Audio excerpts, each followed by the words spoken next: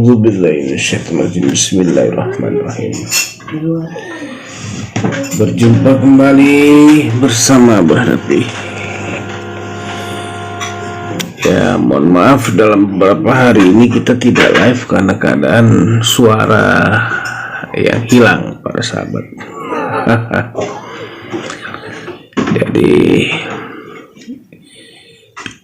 dengan kasus-kasus yang ada Vina dan Subang ini, ada kabar gembira dari kasus Vina bahwa OOJ berseragam, yaitu kalau di kasus Vina ini itu sudah ditangani oleh Mabes Polri melalui Bareskrim, di mana kabarnya sudah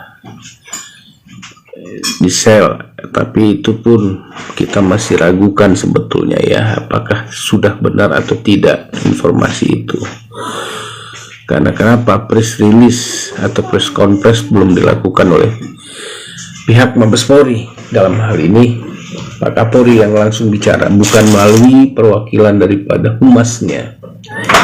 Seharusnya seperti itu.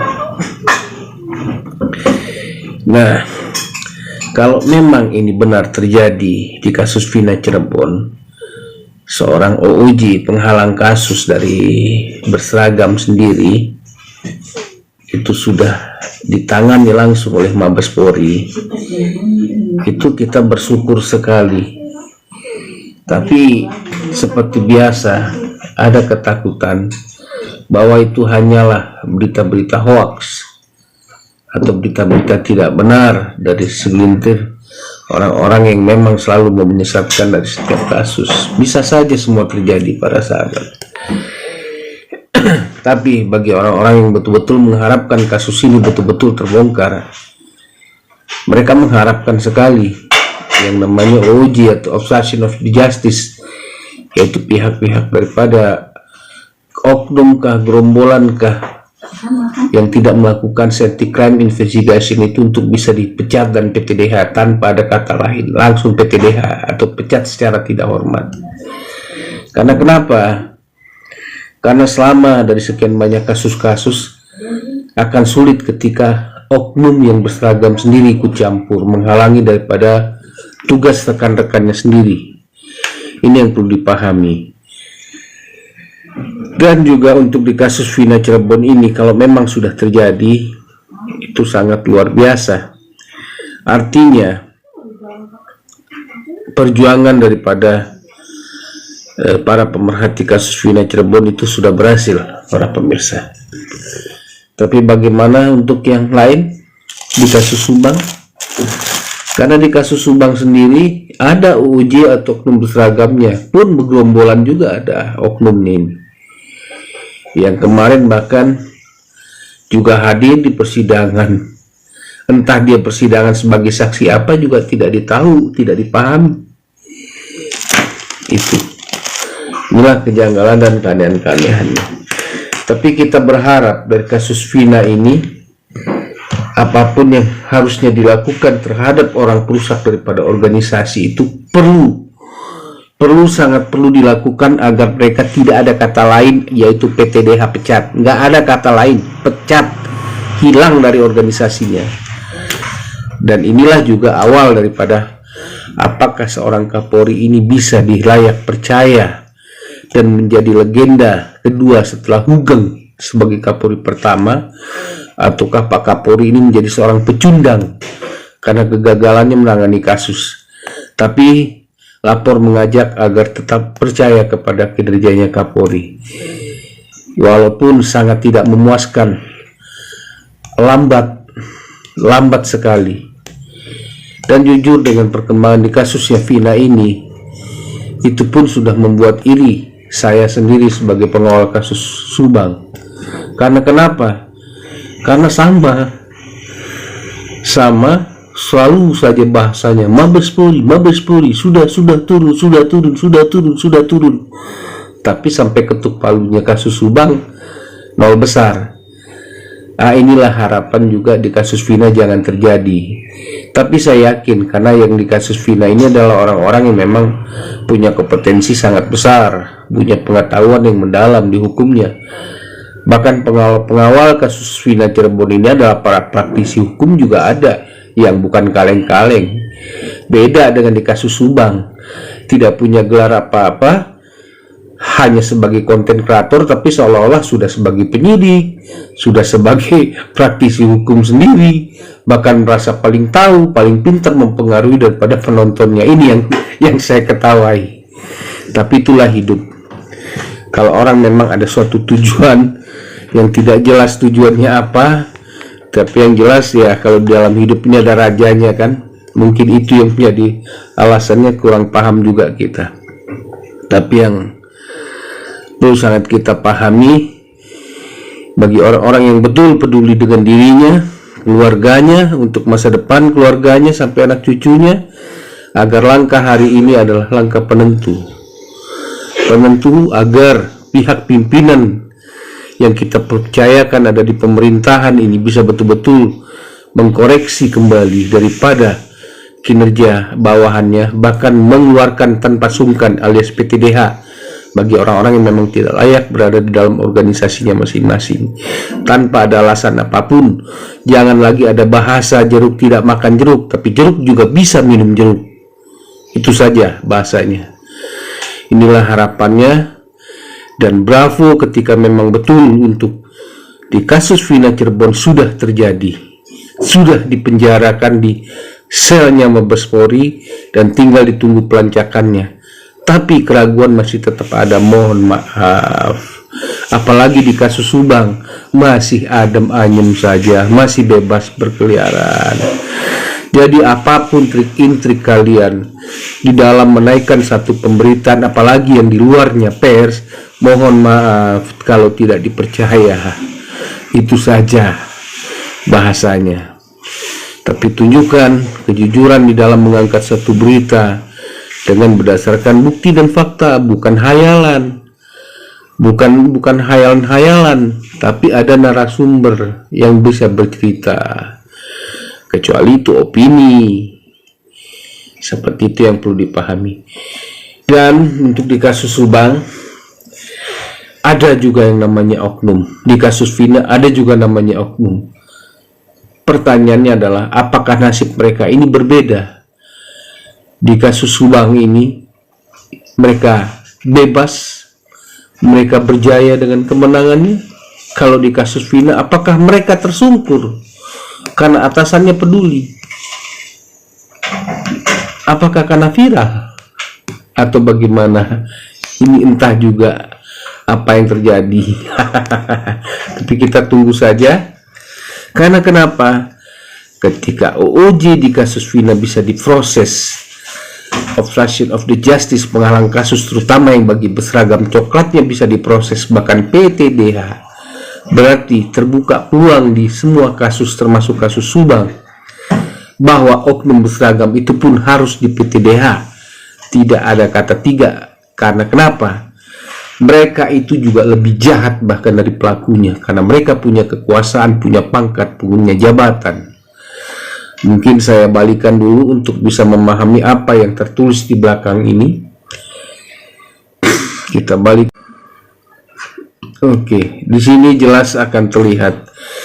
Di situ tertulis bahwa di kasus Subang, di kasus Vina itu ada namanya Ibtu Rudiana. Kabarnya sudah terpenjara di Mabes Polri.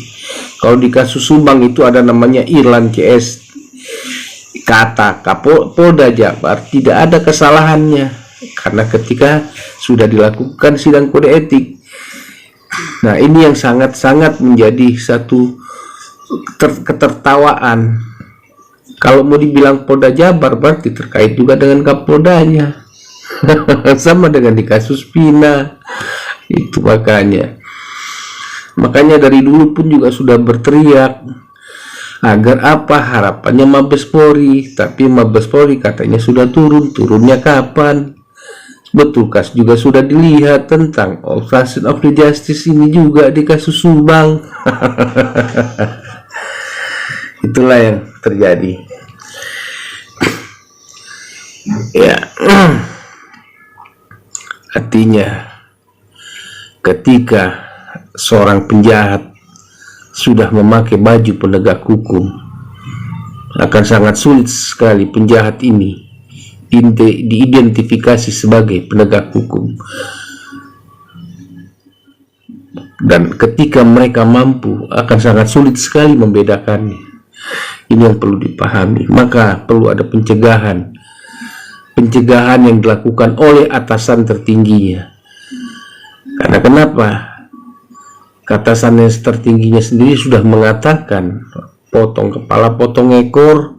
Tapi sampai sekarang dari 2001 sampai 2004 di kasus Subang tidak pernah terlihat ada yang terpotong. Begitu juga di kasus Vina 2016 sampai 2024 ini tidak ada yang terpotong.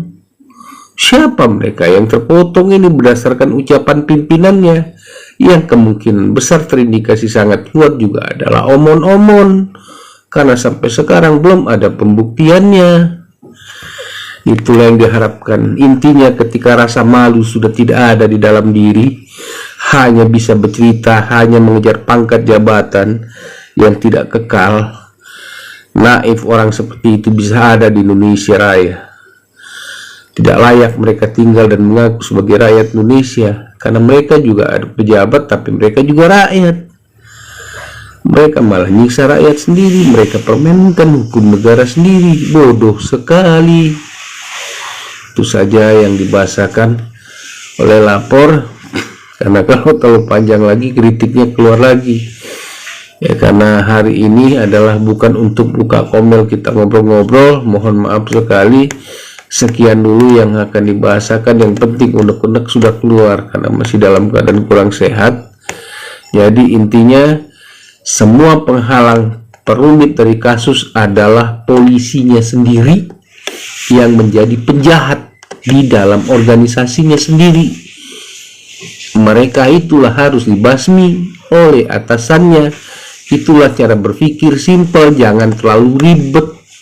Kalau sudah salah ya salah, kalau benar ya benar, kalau salah ya PTDH alias dipecat secara tidak hormat, masukkan di dalam sel sebagai penjahat, bukan lagi sebagai polisi. Sangat memalukan sekali. Itulah saran kritikan dari lapor, agar memakai otak yang simpel aja, jangan rumit-rumit. Kalau ada yang mudah jangan dirumitin, kalau yang rumit ya dikasih mudah. Cara berpikir juga begitu, karena kenapa goblok kalau sudah mudah dirumitin. Hitung 1 tambah 1 2 malah jadi 11, kan bego. Nah itulah ibaratnya hidup ini. Mungkin sekian dulu yang sampaikan, daripada terlalu keras mengkritiknya lagi. Intinya adalah manusia bukan keledai. Keledai itu saja tidak mau masuk ke dalam lubang yang sama 2 kali. Kalau manusia masuk ke dalam lubang yang sama kedua kali, berarti jauh lebih goblok daripada keledai. Itu aja yang bahasakan. Waalaikumsalam warahmatullahi wabarakatuh. Karena sudah mulai banyak yang hadir, silakan di tap di share. Saya pamit. Waalaikumsalam warahmatullahi wabarakatuh.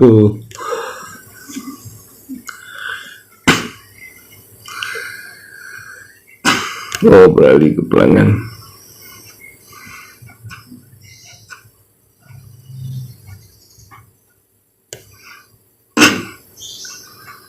Ya.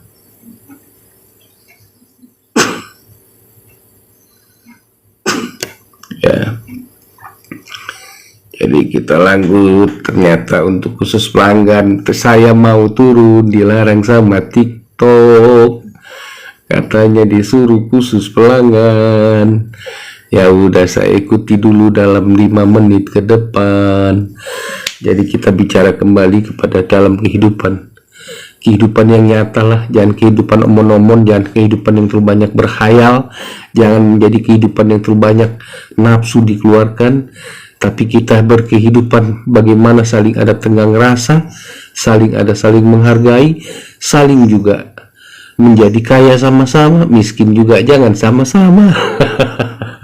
Inilah peninggalan daripada orang tua kita dulu, bahwa Indonesia ini adalah jaya berdasarkan apa? Persatuan dan kesatuan. Tidak ada kerakusan. Kalau rakus ya perlu dibasmi. Simpel kan? Nah, inilah yang harusnya perlu dipahami. Allahu Akbar. Kita tinggal berharap bahwa Kapolri ini, sekali lagi saya katakan sebagai pendiri lapor, bahwa bukan mau menjadi pecundang, tapi mau menjadi sugeng kedua di akhir masa jabatannya. Bagaimana semua yang memang sudah seharusnya dikeluarkan dari institusi Polri karena sebagai penjahat yang memakai bernyaru sebagai berseragam, itu harus di PTDH pecat secara tidak hormat. Apalagi yang sudah diketahui dan sudah disebutkan sebagai OOJ, obstruction of the justice, alias penghalang kasus, alias penjahat di dalam organisasi penegak hukum. Ini perlu dilakukan secara cepat, ringkas, tepat, padat, dan tanpa membuang waktu. Inilah cara berpikir yang benar. Jangan punya gelarnya S3 tapi kelakuannya tidak sekolah, cara berpikirnya kan terbalik, malah menjadi naik jadi S7. Kalau S7 itu es teler enak diminum, seperti itu. Makanya para pimpinan pun juga harus mulai menseleksi kembali daripada bawahannya, karena semua sudah mulai bermunculan se-Indonesia. Ya, intinya kita lihat apakah ada keberhasilan dari Pak Kapolri yang kita masih coba percayai. Ingat, masih coba dipercayai, bukan percaya ya, masih coba untuk dipercayai. Karena kalau tidak ya terpaksa harus pada turun, harus Polri bagaimana dijadikan kembali seperti dulu. Tidak ada kata tidak karena merasa sebagai superpower. Itu saja bahasanya lapor. Sekian dulu perpanjangan daripada live yang dianjurkan TikTok ini. Silahkan dibantu share-nya, tap-tapnya. Kalau tidak mau juga tidak ada masalah, tidak pusing, karena tidak mencari duit, tapi cari bagaimana berteriak agar benar daripada hidup negara ini. Jangan orang-orang rakus yang menguasai. Silakan lanjut. Assalamualaikum warahmatullahi wabarakatuh. Yang masih mau menonton, yang tidak, saya pamit duluan. Bye-bye.